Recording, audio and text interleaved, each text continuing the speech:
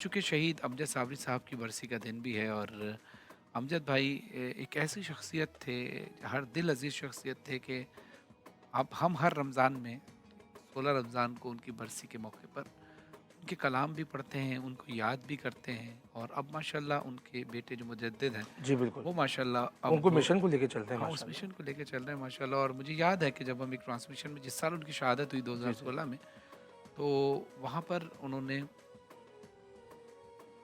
शहादत के बाद यानी अब ज़ाहिर है अचानक से जब ये सान्या हुआ, तो पहले तो ये था कि जब उनके वारिस साहब गुलाम फ़रीद साबरी साहब का इंतकाल हुआ रज़ा इलाही से, तो फिर उसके बाद अमजद साबरी साहब ने आहिस्ता-आहिस्ता उसको टेक कवर किया उस लेगेसी को। जी, जी। मगर मुजद्दिद के ऊपर बहुत सख्त वक़्त था और ओन के ऊपर उनके जो बेटे हैं, बिल्कुल ऐसा ही है। ओन नाम है ना जी, दूसरे जी, बेटे जी, का। बिल्कुल। तो बड़ा सख्त वक़्त था और उस वक़्त फिर मैं एक वाक़या आपको याद दिलाऊँ कि हसन बिन खुर्शीद साहब जो क्या खुर्शीद कह अहमद रहे हो साहब उनके? के बेटे बेटे हैं, हैं।